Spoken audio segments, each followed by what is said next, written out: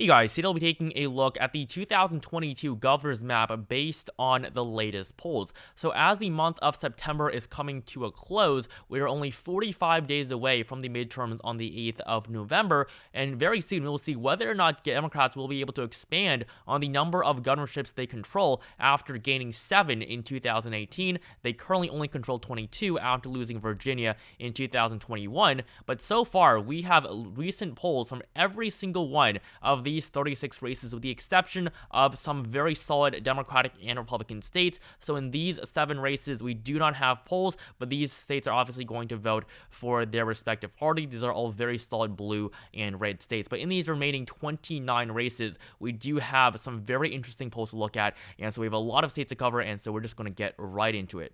We're going to start off with Oregon and then move down to the bottom right corner of Florida. So starting off with the West Coast races, we have Oregon here with a 3-way race between Tina Kotek, Christine Drazan, and independent Betsy Johnson. Johnson is a former Democrat. That's why she's attracting so many liberal voters away from Kotek. And so this is the only major 3-way race of the 2022 cycle. And right now, in an average of the 3 most recent and relevant polls, Tina Kotek, the Democratic nominee, is only ahead by 2.7%. Now, in the end, I do expect Kotek to still win this race by a larger margin. Independent candidates almost always underperform expectations, and that's why 538 right now gives Tina Kotek still a 66% chance at winning, and Betsy Johnson has virtually no chance at becoming the next governor of Oregon, but she definitely is making an impact on this race, as Oregon is only a lean Democratic state. Next up in California, Gavin Newsom easily survived his recall election last year and is now running for his second full term. Previously, he was the lieutenant governor under Jerry Brown for 8 years, and Newsom, now the new Democratic governor of California, is running a second time and leads by 25.5% against Brian Dale. Newsom is probably going to win by a larger margin than he survived his recall by just a year ago in September of 2021. So this is going to make California definitely a solid Democratic state. In the state of Nevada, that we have a much closer election between Steve Sisolak and Joe Lombardo. Sisolak here only ahead by 1.2% against his Republican challenger. Joe Lombardo is the sheriff of Clark County. That is the largest county in Nevada, the county that Las Vegas is located in. And so the most recent polls have shown this race to be extremely competitive. I can definitely see Sisolak losing his re-election, but as the incumbent and in a state that generally does slightly favor the Democratic Party, you cannot count out Steve Sisolak. He defeated Adam Laxalt by 4% in 2018, the same Laxalt that is now challenging Catherine Cortez Masto in the Senate election, but this election is closer than it has ever been. Recent polls have shown Lombardo leading even races and Sisolak in the lead. Trafalgar currently has Lombardo up by 3, so this race really could go both ways, but as of right now, the polling average still has Steve Sisolak slightly ahead with a margin of 1.2% for the Democratic incumbent. So Nevada is also going to be a lean Democratic state, just like Oregon. And now moving on to Arizona, we have the race to succeed Doug Ducey. Ducey was re-elected governor of Arizona in 2018 by 14.2%, but this year we're going to see a significantly more competitive race for the governorship of one of the most purple states in the entire country. Katie Hobbs is running against Kari Lake, who just won the Republican primary a little over a month ago, and she narrowly defeated Karen Taylor Robson. Karen Taylor Robson would have been a significantly stronger nominee. She routinely polled better against Katie Hobbs than Lake, and Robeson was even supported by both Mike Pence and Doug Ducey, but with the support of former President Trump, Kari Lake is now the official GOP nominee for this race. She actually does lead in the 2 most recent polls, but overall, Kari Lake is still behind by 2% against Katie Hobbs, making Arizona the 3rd lean Democratic state on our map. And in the state of Colorado, we do have a significantly less competitive election. Jared Polis is running for his second term as the only openly gay governor in the entire country. Heidi Gonell is the Republican nominee, and even her own campaign poll has Jared Polis up by 7%. Polis has led in every single poll for this race, many of them by double-digit margins, and in 2018, he won his first term by 10.6%. And after Joe Biden's 14-point win in the state in 2020, Colorado is definitely not flipping for the GOP, and polls currently suggest a likely margin of victory for Polis this November. Next up, we have one of the most interesting governor elections this year, and that is the one between Michelle Lujan Grisham and Mark Ronchetti in New Mexico. Grisham might have won her first term in 2018 by 14.4%, but now she's one of the least popular governors in the entire country, and running against a strong Republican nominee, that being Mark Ronchetti. Lujan Grisham is definitely vulnerable. She's only up by 6.1% in the polls, and Mark Ronchetti made the 2020 Senate election in New Mexico surprisingly competitive. Even though Ben Ray Lujan still won in the end, Mark Ronchetti severely outperformed Donald Trump's margin in the state, only losing New Mexico by 5 points, despite Trump losing it by double digits. And Michelle Lujan Grisham has been looking better in the polls recently, and she is still probably going to win her second term, but this race is definitely closer than it should be, and New Mexico is only barely going to be a likely Democratic state. But we have an even more competitive election in Kansas, where Laura Kelly, the Democratic governor, is running for re-election. Yes, Kansas has a governor of the Democratic Party. She was elected in 2018 by 5% against Chris Kobach. This is one of the biggest surprises of the 2018 cycle, and Kobach was just so terrible of a nominee that a state that had not voted for a Democrat on the presidential level since 1964 voted for a Democrat in a governor race just 4 years ago. Derek Schmidt, though, this year is a significantly better nominee, but Laura Kelly, as the incumbent, also has some advantages, and she is positively approved of in a state that voted for Donald Trump by 15 points in 2020. And not just that, but recently, Kansas had its abortion referendum, and in that referendum, voters voted 60-40 to not remove abortion protections from the Constitution. And Kansas is, of course, one of the most conservative states in the entire country. So the abortion issue is going to heavily favor Laura Kelly, and that's right now she is up by 3.7 points in the polls on average, making Kansas our fourth lean Democratic state. In Oklahoma, we have a surprisingly close election for a second time. Trump might have won the state by 36 points in 2016, but in 2018, Kevin Stitt was only elected governor of Oklahoma by 12.1%, and right now he's on track to winning by the exact same margin. The most recent poll even shows Joy Hoffmeister only 1 point behind the incumbent Stitt. Joy Hoffmeister is a former Republican, but right now, even though Stitt isn't polling too well, I can still see him winning by a solid margin, but the polls, though, do show him only up by 12 points. In the state of Texas, we have another very interesting election, this time between Greg Abbott and Beto O'Rourke. Abbott is now running for his third term. There are no term limits in Texas, so Abbott, who was first elected in 2014, can now run for a third time. Beto O'Rourke will be a much stronger Democratic nominee than Lupe Valdez was in 2018. She lost by 13 points 4 years ago. That is not going to happen again. Beto O'Rourke is probably not going to lose by double digits. Greg Abbott has led by larger margins in the past, so overall the Texas race is narrowing, but only very slightly. The latest polls have shown this race closer than it was before, but still Greg Abbott maintains a significant advantage, and Texas is not likely to flip in 2022. The state of Texas, just like Oklahoma, is going to be a likely Republican state.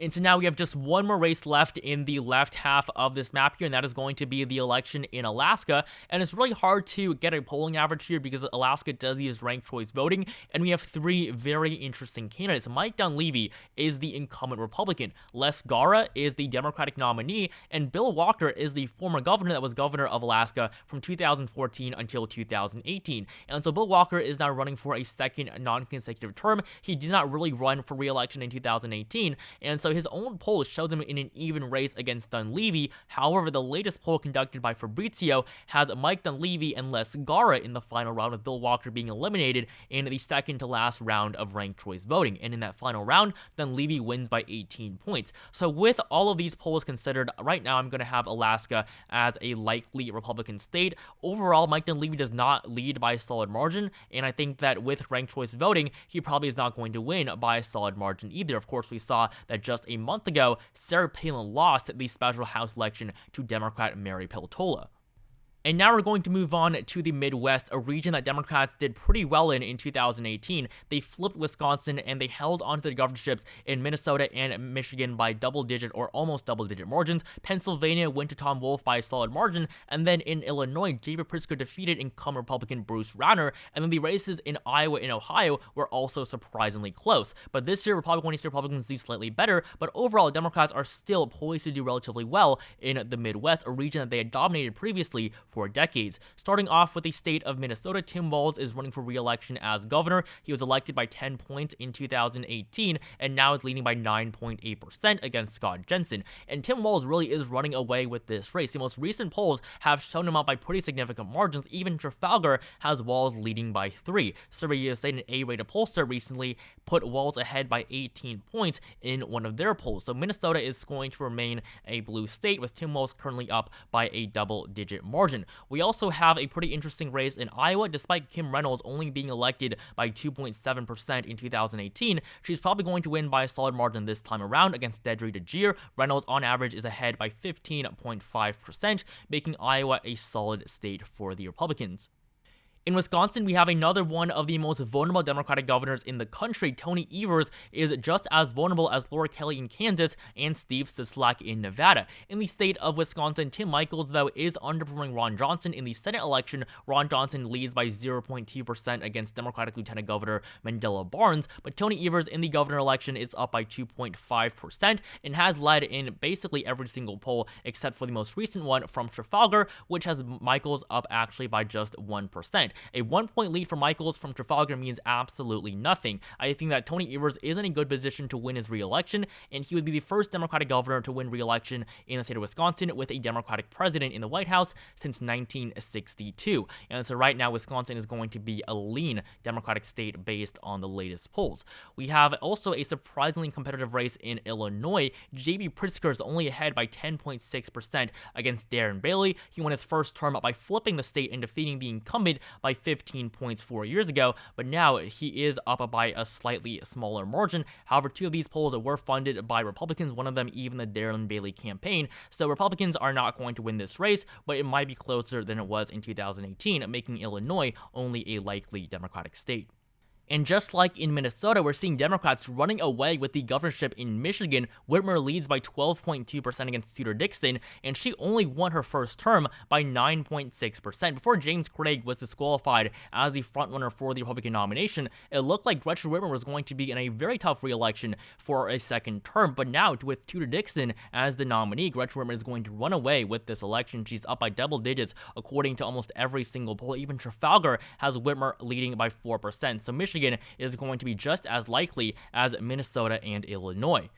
In the state of Ohio, we have a very solid race for Republicans, just like in Iowa, despite Mike DeWine only winning by 3.7 points 4 years ago. And so in Ohio, Mike DeWine leads by 15% against Nan Whaley, and this is in stark contrast to the Senate election, where Tim Ryan has actually retaken the lead against J.D. Vance. In the Senate election in Ohio, Democrats are ahead by 0.2%. And so even though I still have J.D. Vance favored, this race is much more competitive than the race that we're seeing on the gubernatorial level. Mike DeWine will play a role in helping J.D. Vance win, as his coattails may just be long enough to help him defeat the very strong Democratic candidate in the Senate election. So Mike DeWine, up 15 points, is going to make Ohio a solid state for the GOP.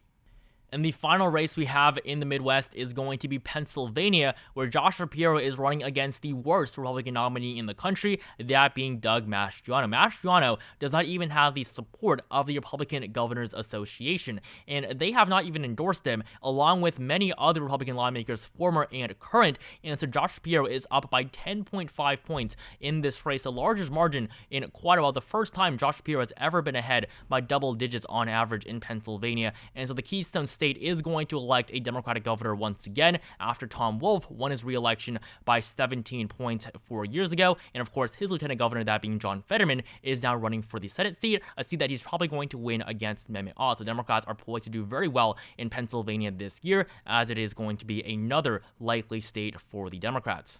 And in Maryland, we're seeing another very solid race for Democrats. Wes Moore up by 22% against Dan Cox. The incumbent is actually Larry Hogan, who won his re-election by double digits as a Republican in 2018. And so he will not be running for a third term, making it so that Democrats will be able to take back the state, with Wes Moore leading by 22% against Cox. Maryland is going to go back to the Democratic Party, and by a pretty large margin. We also have an election that's probably not going to be as solid as Democrats would have hoped, just like in Illinois, but in the Empire State of New York, Kathy Hochul only leads by 13.7% against Lee Zeldin. Hochul is not a popular governor, and she has had to replace a lieutenant governor just a few months ago to Antonio Delgado after the previous one was in a bribery scandal. So the politics in New York right now are not looking good for Democrats. Of course, Hochul only became governor after Andrew Cuomo had to resign due to numerous sexual assault allegations. So even though Chuck Schumer is going to win by over 20 points in the Senate race, the governor election is going to be significantly more competitive, with Kathy Hochul only ahead by a likely margin. And now we're going to move on to the two governor elections in Vermont and New Hampshire, where we have some pretty popular Republican incumbents running for their re-elections, and then the other four races in New England. So starting off with Vermont, Phil Scott up by 48.5%, and in New Hampshire, Chris Sununu up by 19.9%. These are two of the most popular governors in the entire country. They won re-elections to a third term in 2020 by 41 and 32 points. And so these two states do elect their governors every 2 years, the only two states that do that. And these, of course, are some of the earliest states in the union, so they do have some slightly different laws. In New Hampshire, Chris Sununu chose not to run for the Senate seat currently held by Maggie Hassan. If he did challenge the Democratic senator, he probably would have won, but instead, he has chosen to run for re-election to a fourth term as governor, and he's going to win this race as well. So both Vermont and New Hampshire are going to be very solid for the Republicans for a second time in a row. In Maine, Janet Mills is running for re-election against Paul LePage. LePage is a pretty authoritarian candidate, and he, of course, was governor of Maine from 2011 until 2019. He could not run for a third consecutive term in 2018, but he is now allowed to run for a third non-consecutive term, and that is exactly what he's doing. But with Janet Mills as a popular Democratic governor in a pretty Democratic state, Paul LePage is probably not going to win. And LePage only won his races in 2010 and 2014 because the races were pretty packed with just a lot of candidates. Third-party candidates definitely made an impact in Maine, helping LePage win his re-election in 2014. And then in 2010, of course, it was a four-way race. LePage only won 38% of the vote. So Paul LePage, even though he's a former governor, he really is not that strong of a candidate, and recent polls have shown Janet Mills doing pretty well in this election as she attempts to win a second term in office. So Maine is going to be a likely Democratic state. We're also seeing Democrats do very well in Massachusetts. This is another governorship currently held by a Republican. This time it's going to be Charlie Baker, who was re-elected in 2018 by 34%. But as he is now not running for re-election, the state is going to go back into Democratic control, with Maura Healey leading by 25 points against Jeff Deal. So Massachusetts is going to be the second or third solid Democratic state on this map. We do not have polls from Hawaii, but with the states that we do have polls from, Massachusetts is only the second state in which Democrats are leading by a solid margin. In Connecticut, Ned Lamont is up by 12.4% against Bob Stefanowski. This is a rematch of their 2018 race, where Lamont only carried the state by 3.2%. It was a very small margin, and Stefanowski is probably not going to do as well as he did 4 years ago, as Lamont is ahead by double digits. He's led in every single poll, and as Lamont is not as unpopular as he was previously, he is in a pretty good position to win a second term as governor of Connecticut. In Rhode Island, we also have a pretty interesting race there as well. Dan McKee barely won his nomination to become the governor of Rhode Island. He only took office in 2021 after Gina Raimondo resigned to become Biden's Secretary of Commerce. Raimondo did win in 2018 by a solid margin, but Dan McKee may even outperform her, as he is currently up by 23 points against Ashley Callis, who recently won the Republican nomination. So Rhode Island is going to be solid for the Democratic Party, along with Massachusetts, making it the fifth solid Democratic state on our map. And now we're left with just 4 more races remaining in the South. I'm going to start off with Arkansas and South Carolina, and then go over the 2 more competitive races in Georgia and Florida.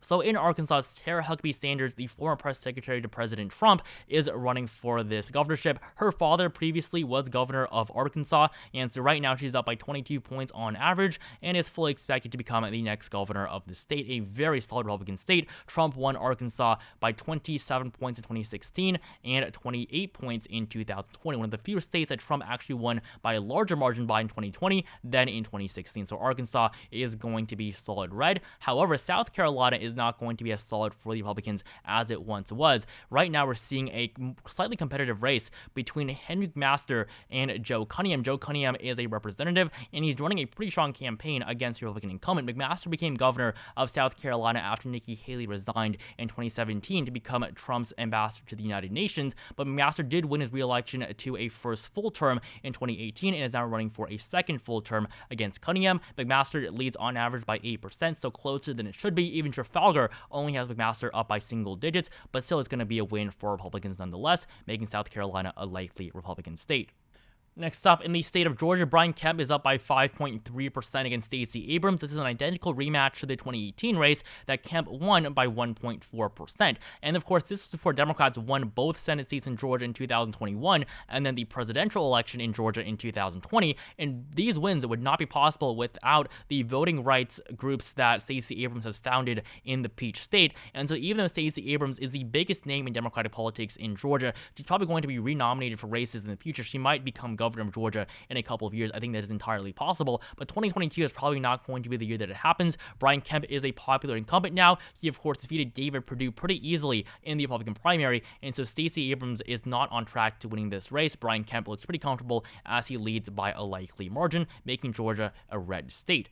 And finally, in Florida, we have the election between Ron DeSantis and Charlie Crist. This race is less competitive than the Senate election between Marco Rubio and Val Demings, but Republicans are probably going to win both of these elections. Ron DeSantis right now is up by 5.6% in Florida. He is popular in his state, and of course, he's currently frontrunner for the 2024 Republican nomination. If he wants to be the GOP's next presidential nominee, he is going to have to win re-election this year. Charlie Crist is the former Republican governor from 2007 until 2011. He, of course, is basically kicked out of the GOP after becoming way too friendly with Barack Obama. But Charlie Crist is a pretty big name in Florida Democratic politics. He actually led in his first poll just a couple of days ago, but this is not exactly a good poll by any means. So Ron DeSantis still maintains a pretty strong lead in this race, making Florida also a likely Republican state.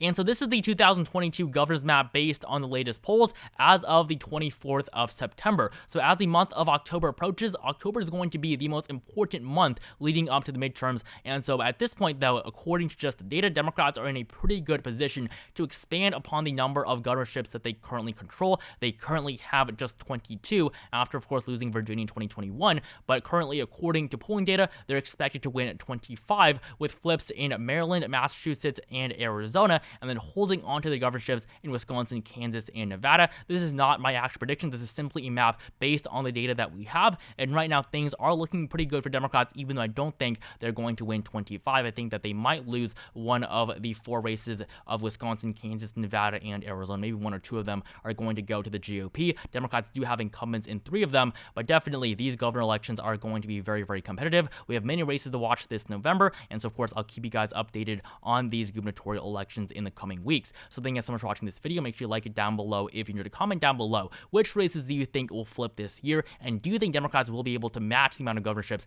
that Republicans currently control? Democrats did not win more governors since 2006. That was the last time that most of the country was controlled by Democratic governors, so they do have a lot of work to do. And so subscribe to my channel if you haven't, and I'll see you guys in the next video.